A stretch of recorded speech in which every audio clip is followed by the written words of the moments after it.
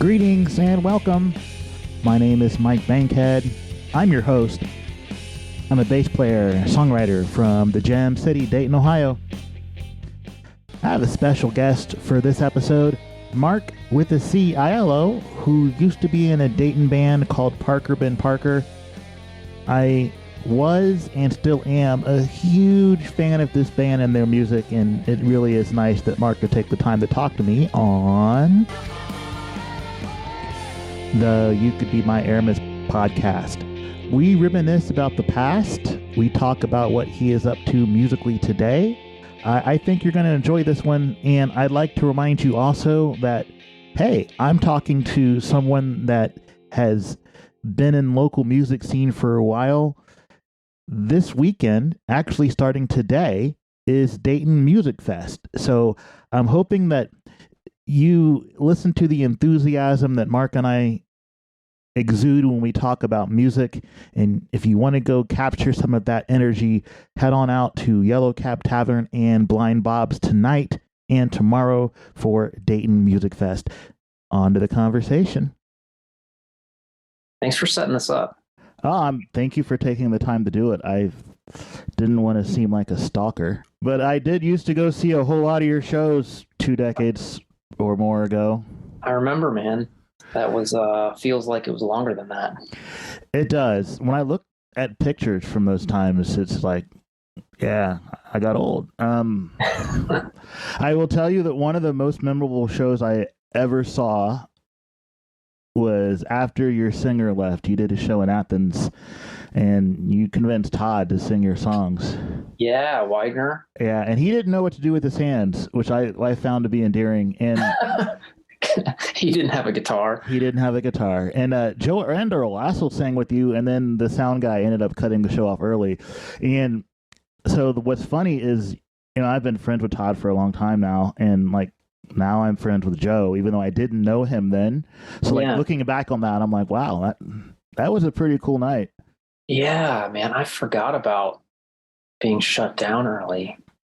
I have a terrible memory, so you remember more of that than I do, I bet. Well, also you were on stage probably trying to remember how to play your chords and stuff. And yeah, that's true. I was like, no, you can't make the rock show stop before it's over. Yeah. What happened there? I have a vague memory of that. Was it like time ran out, or it must have been? I mean, I guess the people who were running sound wanted to go home. I didn't feel like it was all that late, but yeah. That's so funny, man. I got to talk to my brother and the other guys about that, because as soon as we start talking about it, then all the memories come back. I'm remembering half of it now that you're talking about it. That's funny. So we didn't officially introduce you, so I should probably let you officially introduce yourself. How about you do that, Marc? Okay. I feel strange doing this, but my name is Marc Aiello. I've been in a bunch of bands, and you and I met back in the 90s. Yeah. Today you're a respectable IT professional. I guess so. I work in that area. I think it's the creative part of it, the product management and product making things. I think it's like bringing a whole bunch of different kinds of people together to ultimately be creative and build something new I think that's why I like it. Does it kind of scratch the same itch as making music a little bit? That's a really good question. No, but probably an itch that's right next door to it. I mean, I guess probably at bottom, yeah. Doesn't feel the same, but I get into a similar kind of flow and problem solving and creativity and working with others, in a team. Because when I was my favorite band, I've only been in a couple bands, but what I liked the most about the bands that I was in is we had writing teams, and it's I've got a bunch of limitations, and when you're in a group of people who can work well together, chances are there's someone else who's got whose strength is your weakness, or you bring an idea and it's like, man, I'm stuck on this and I can't figure out what to do. And having someone else there to like either see like there's some obvious thing to do that didn't occur to me, or, you know, come up with some totally different idea that got inspired by the dumb question that I asked. Like, I just love that dynamic. And I think that's kind of maybe that same thing's going on in the adult work life world. Did you grow up in the Dayton area? Yeah. Yep. West Carrollton. Ah, okay. Those pirates. Those pirates. Yeah. And how old were you when you first discovered that we had local music in our area? Oh man, like rock and roll bands kind of stuff. Yeah. Probably in high school. Like as I start talking about it, I'll probably remember an earlier one. But the first one I remember right now is I had a friend in high school who was super into everything music, listened to 97X. I didn't even know what that was. Went to all kinds of shows, was friends with Nick Kazernis, who I think you know him. I do. She worked with him and I kind of met him, and like I got this like second turn the work off. I saw Cage and bought their cassette, and like I think I was hooked from there. That was like Cage was my introduction into the Dayton music scene, and it was nice. Yeah, man, I was lucky enough to see them. Did you ever see them? I did not. I didn't start going to shows till after they were gone, and I mean, obviously they're pretty darn legendary, so I know of them. But yeah, I never saw them. I just got a little bit of chills talking about it. They were awesome. I mean, I think I know I saw them once, maybe twice. But yeah, man, that's like, I was definitely well into high school. I was so like in junior high and early high school, played saxophone and was like so headlong into jazz that like I don't think I listened to pop or rock music for a couple of years. And then probably like junior year, I started I started coming out of that cave and listening to rock music again. And just because of friends who I had, like my friend who like kind of got me into that whole scene. So yeah, man, that was a fun time. That jazz influence, that makes sense to me because I think that explains a little bit about your approach as a guitarist. Yeah. I have no perspective on myself as a guitarist. It's just like I'm neurotic and I live in my own head about just trying not to hit wrong notes. And I've got what to me feels like these patterns I fall into and crutches that I lean on. But that's interesting to hear. Like, what about it do you think signals jazz? Well, this is pretty much based off of just In Order to Speak to You, an album that I've listened to 1,000 million times. And I should probably clarify for the audience who has no idea what I'm talking about. Mark was in a fantastic band called Parker Ben Parker, and they released a very good album called In Order to Speak to You, which go listen to it, and it will remind you of all the things that were the best about the 90s, but in a good way. Okay. And no, like the sonic textures, and it doesn't sound like you're just only playing power chords. Like there's other there's other notes thrown in, right? A lot of just people who grew up on rock and roll or pop music and don't think about anything else. There's major, minor power chords, and you don't really hear sevenths or anything else a lot in some of the music, which is not, there's nothing wrong with that, right? I like a good 3-minute punk song myself. Totally. But yeah, there's so many different things you can do with different textures and flavors. And I think being exposed to different genres at a young age always makes for interesting musicians once they get older, even if they change the genre of music they're making, right? Yeah, man. Yeah, okay. So like, now you're making me think. When I first started, like one of my earliest memories of listening to music was my dad listened to like classical. And so there wasn't like, for someone my age, so like born in 1973, I should have parents who were huge Beatles fans, but my parents were like 10 years older than everyone else's parents. So like we didn't have rock and roll records and Beatles records, but he did have Steely Dan albums. And I think like now that I'm an adult listening to that stuff and going back, I think that those 7 chords and like the extended chords and the progressions that those guys used were so out there, but they were still like catchy pop songs to me. I don't know. I think that kind of, maybe that's probably the biggest like imprint on my young musical brain. I can credit those albums. And like, and the other thing you said about, you know, just playing power chords, like, I mean, that's most of the music that I listen to is straight up rock and roll and like power chords and stays in the key and all that kind of stuff. But like, I do definitely like, I never learned, I know I intentionally did not learn how to play pentatonic scales, and I still to this day don't, because something early on I think was like, I don't know if someone told me this or I figured it out. It was like, that's like the surest way to sound ordinary is to just rip up and down pentatonic scales. So I kind of just stayed away from that, which I think maybe forced me over into like finding weird notes that are scales that I don't even understand. It's just like the way those different notes sound, picking things that are like not the obvious choice, I guess, on purpose. And then seeing, sometimes that works and turns into some really cool feel or sound or catch. And then other times it's like, no, that just sounds like a wrong note. That's the level of sophistication that my composition operates at, if that gives you a glimpse into it.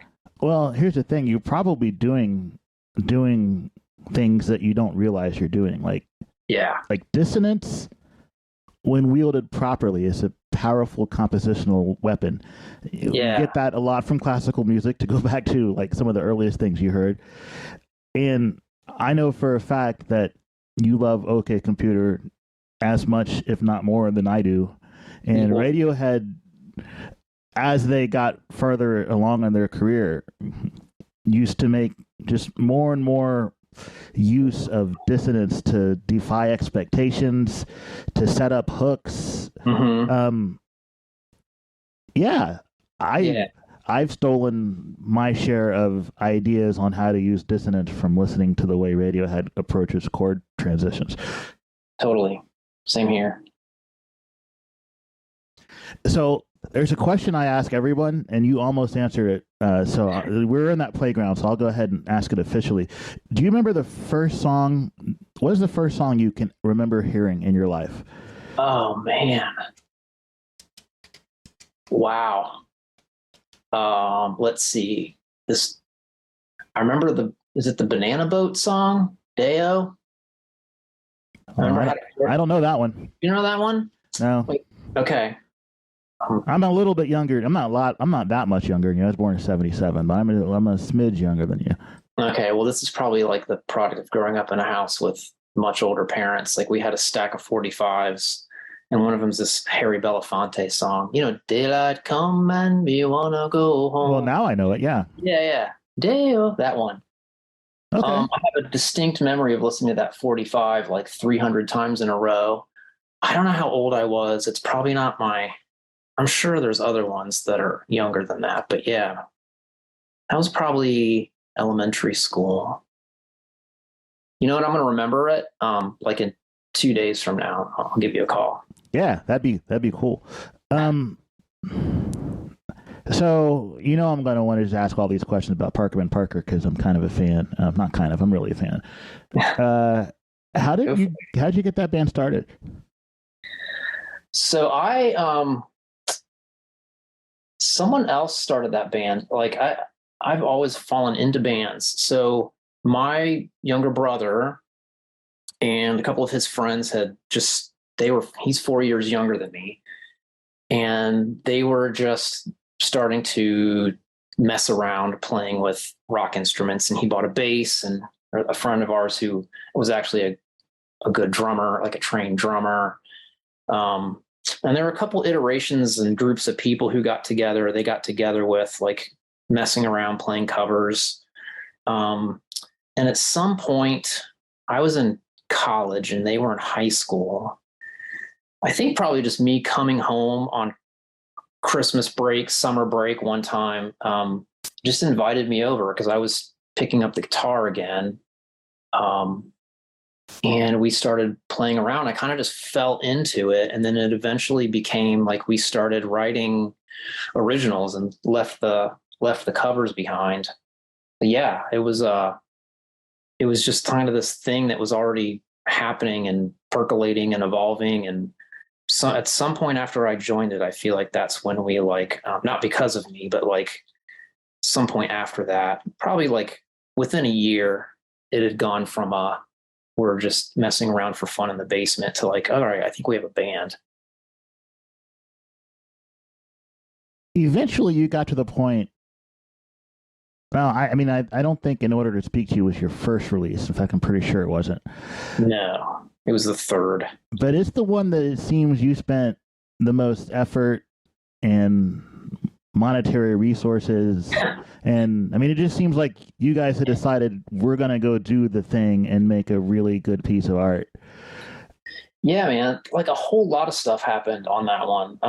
I mean, to compare it to the first two real quick, like the first one came about because we were playing that, like, was it the Battle of the Bands at Canal Street Tavern? And if you made it so far, which is basically like who can bring a bigger crowd popularity contest kind of on a Tuesday or Wednesday. Exactly. So we like on one of those, we made it pretty far and we got some free recording time at ICB Studios in Dayton and recorded the first one there. And that one actually like sounded really good, but we didn't really know how to play very well. And then the second one we did, There Exists, those were recorded on a reel-to-reel TAC 4-track that I bought.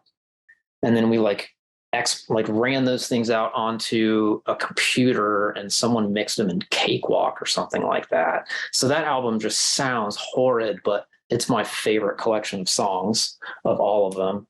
And then In Order to Speak to You was like, we'd had a couple albums under our belt. We went to Rephrase. I think maybe we won some time at Rephrase. And then we also saved our money and said, we're going to go into a better studio and get a better sounding album. And around that time, he played with, remember Salvador Deli? Yep. Yeah. So their friend, I don't know if he was their producer or just a friend of the band, but Jeff Koval, we met him at one of the shows with Salvador Deli because we played with him a handful of times. They were fun. And Jeff was doing engineering, recording engineering, and he approached us and said, hey, I'm working with a guy in Nashville who is a producer. He's been in the music business for a long time. He's, he's always just looking for interesting bands. He's like, I think he might be interested in working with you guys. And that's kind of, long story short, is how we ended up with that album. We recorded it. We tracked it Rephrase with Jeff and this guy, Freddie Wall, the producer. And then we mixed in Nashville at, I think it was called Island Bound Records, kind of on Music Row, if that even still exists anymore. And then we sent it off, we went back down to Nashville to have it mastered by some guy who's, mastered all kinds of famous people you heard, everyone's heard of. So yeah, man, it sound on it's really good. And I think like the other thing that happened on that album was that between the second and the third album is when Joe joined us on vocals and acoustic guitar. We were at Canal Street, and I think Mick Montgomery had told us, he like tipped us off and said, hey, you got to come check out this kid on open mic night. He's like phenomenal, and I feel like he might work with your band. And he was 100% right. I mean, after like, by the end of Joe's first song, we were like, okay, we got to figure out how to get this dude in the band. So like all those things kind of came together probably within like 1 year. All that stuff kind of just happened. And it all resulted in that album, which I still like to listen to most of it. There's still, you go back and listen to anything and there's some stuff that's like, that you wish you had done differently. Yeah. But man, overall, like, yeah, I still like listening to it. It's an interesting piece of time because it sounds really good, but it's not super loud. So that must have been right before everybody tried to compress everything so much. You know what I'm saying? Like, There's actually some dynamics on the record. Yeah. The quiet parts are quiet like they're supposed to be. Yeah. Yeah, man. That like I think that's coming back around again in some pockets, but like, yeah, I think but for the most part, that's a thing of the past. Yeah, I don't remember like I actually wasn't there for the mastering. I think my brother and one other person went down for that part of it. And I think that must have been I don't know if it was Freddie, the producer, or the mastering engineer, or, someone made a decision not to like brick wall limit the entire album, which I'm glad they did. That's a fantastic story about Mick. All of us have stories about Mick, of course, because I don't think you can be in music in this town, for like 30 years and not have Mick stories because he was so important to our community. And you're right. He did have that knack for pulling you aside and saying, "Hey, man, I just listened to this band and you would really dig them," right? Like he seemed to figure out what you were into and knew how to point you in the right direction. And I did not realize that he was the one that got you Joe. Yeah, man. I mean, he got us. We wouldn't have. I mean, who knows? It's hard to say. Like, I seriously doubt we would have become the kind of band that we were, or developed as much as we had without him. I mean, he gave us a literal platform, like a stage to play on. And then he saw something in us and looked for opportunities for us to open. I mean, I'm sure we played the majority of our shows at Canal Street Tavern. I think second place is probably, like, if you add up the spots in Athens that we played, would come in a distant second to that. But yeah, man, without him, I don't know who's to say, but like, I just can't imagine we would have been anything like the band we were without Mick. Canal Street's where I saw you for the first time, and I feel like, all right, so you have a live show on YouTube that was Joe's first show. Yeah. And I'm pretty sure I was there that night. I'm pretty sure that was the first time I saw you guys. Oh, really? Yeah. Okay. Yeah. I remember meeting you and seeing you in the audience. Like, I remember that night. I don't know if it was that night. You're probably right, but I definitely remember there's a few shows at Canal Street that I have like clear memories of. The other one was when we opened up. Did you go to the Poster Children show when we opened up for the Poster Children? I don't think so. No, man.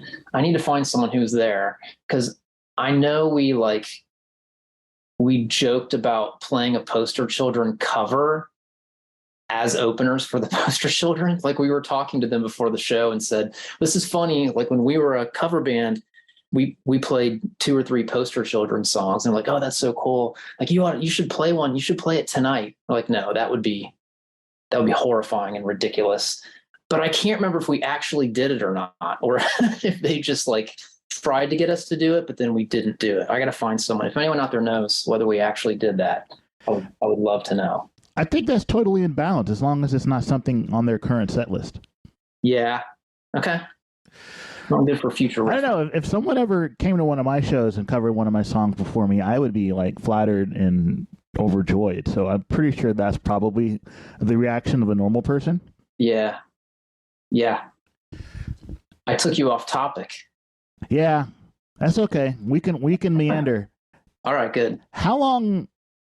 About 2 or 3 years in that iteration, when Parker Ben Parker was, I guess you could say, at the height of your powers before, people grow out of bands and people grow apart, and that kind of all fell apart, which is kind of a shame.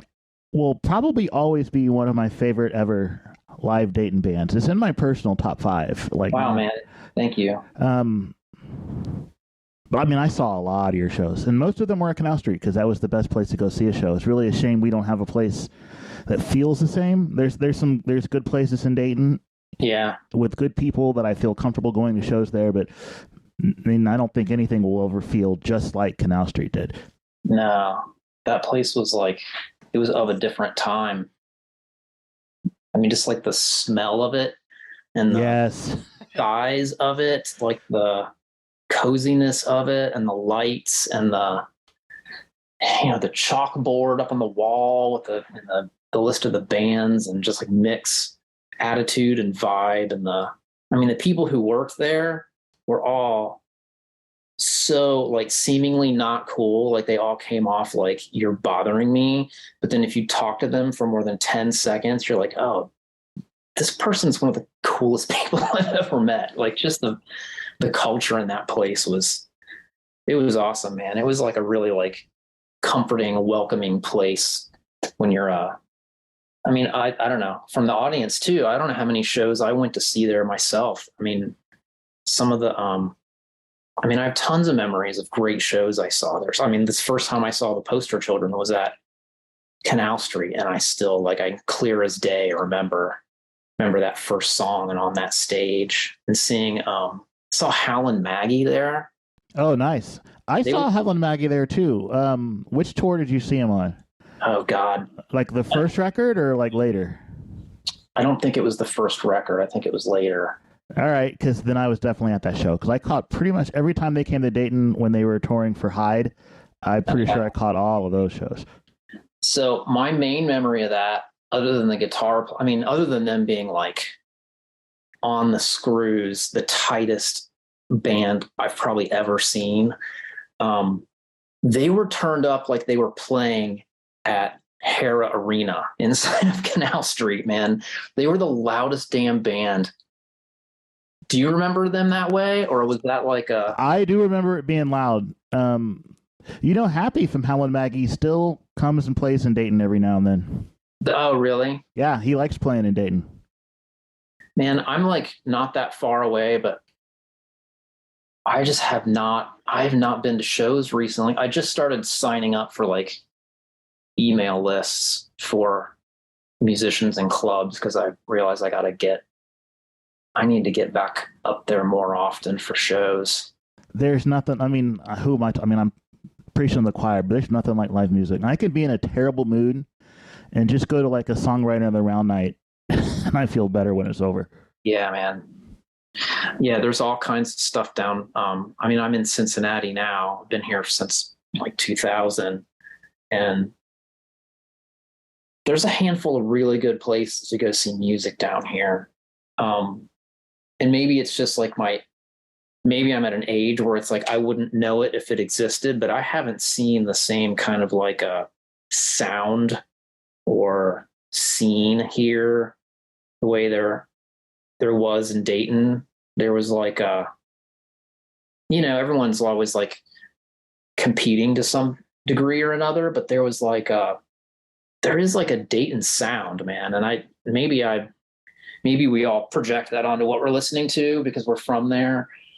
But there's just something about like, there's just a strain of like weirdness, but not like goofiness or unserious weirdness, like in my favorite Dayton bands, that I just don't hear in like Columbus or Cincinnati or Northern Kentucky when I go hear those bands. They have their own thing, but I don't know, feel lucky to have been in a scene where like bands like Cage and Brainiac and like, just weirdness was embraced and turned into like really interesting music, not just like bizarreness for the sake of it. Yeah. I think about Captain of Industry, weirdness, but really hooky songs. Yeah. And really good musicians. Like, it doesn't work if you're not good songwriters, and it probably doesn't work if you can't actually be tight when you need to. And yeah, that's a band I miss very much too. Do you remember the last time you set foot in Canal Street, or the building that is? Because the building is still there. I just wonder if you've been to its new iteration. I haven't. It is a sandwich shop now. I've heard that. Are they good? They're delicious. Okay. Now it is weird going in there and seeing like it's got pinball and video games and that kind of thing. One of those places you can go play video games free. It's weird seeing like video games on the stage and like, oh, here's where I used to stand for concerts, and it's a football video game now. So that's weird. So they didn't like gut it and remodel it. It's still like the bones are the stage and the bar and all that stuff is still there. It is absolutely recognizable. They actually preserved the green room walls. No way. and put them. You remember where the men's bathroom used to be? That's where the green room walls are, and they have a sign that says, you know, you're not allowed to put any new stickers on there.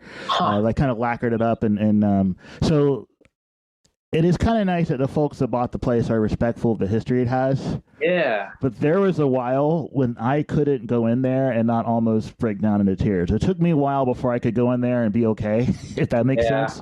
Yeah. And it's really hard to explain to people that weren't there as much as some of us were. Yeah. Yeah, especially if it's like you have a connection with the place, right? It's like other people walk into, I don't know, sports bars or movie theaters or something and just have this like feeling that they're in their place or home. And like Canal Street was definitely, I mean, just live music venues. I do remember that from being a kid. It was like, I don't remember exactly where, but it's anytime I was like around like a PA with guitars and amps and music gear and like music people running around. It was like, I was so excited about that. And I remember, I think I went to Bogart's like in high school for the first time for a show. And it was just like, I don't want to leave this place, man. Like this just like nothing else feels like this. And Canal Street was that times 10. I think it's like you kind of, at least for me, I almost felt like I know this is not my place, but I almost felt like it was like I belong here and I've been here so much and contributed to it from like as a customer in the audience and being on stage and knowing Mick. It was just like it felt like, oh, this is partially mine. You know, like, and all these people, all these other people who come here and work here and play here, it's like we all kind of share this like common, like this ownership in Canal Street and what it was. That is probably the best way to put it. And I'm going to have to remember to make sure, you know, the next time there's a reunion thing, they put together a reunion hootenanny for Canal Street this year in Dayton.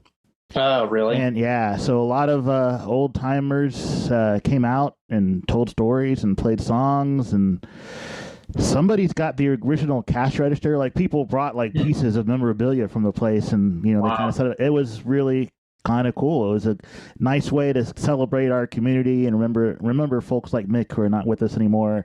But also a lot of the people that played shows there are, maybe they're not like making rock and roll all the time because that doesn't pay the bills all that well. but they still play, and it was nice to see some of those folks pick up the guitar and play songs again. We got to get you to the next one. I'll make sure that I remember to tell you whenever they figure out when the next one is. Yeah, man, for sure. So you are doing other things because when you're a musician, you can't just stop making music. And I'm cheating because I'm not going to remember them all. So I have the bio for your latest project, the Durable Fiction up. Yeah. Turnsole, the Mitchells, the Numberline. But so I want to talk about the Durable Fiction mostly because there are some of your influences listed on this website. Yeah. That are very close to my heart, starting, of course, with OK Computer, which might be my favorite record ever made. Yeah. That first Rival Schools record is fantastic, and I saw them at Top Cats when they toured for that first record. Oh, dude, so good. I don't know nearly enough people that know who Elbow is, let alone love them. But I might be obsessed with Elbow. My wife and I have seen them 4 times. Really? Yeah, as you know, when they come here, they only play big cities. So we have seen them in Atlanta, Washington, D.C., and Detroit, and San Diego, and actually met them in San Diego out walking around on the streets, which is a story I will save for another time. But like, I see Elbow in a list of bands, I'm like, okay, these people are my people, because they're not really popular stateside, right? Yeah. Yeah, I think I remember when I was going through and putting together that list, because you know you got to have a bio. If you're going to book shows, you got to say something about yourself. So I was trying to pick out some like key influences, and I think Elbow, like at the time, happened to be listening to them heavily. Like I think I just kind of recently been introduced to them, but yeah, there's something about the way they approach music. That's the way or at least the way I would like to think that I do or want to do. And I don't know how to describe it, but yeah, they've just got there's something about those bands. I don't know what the thread is, but those are all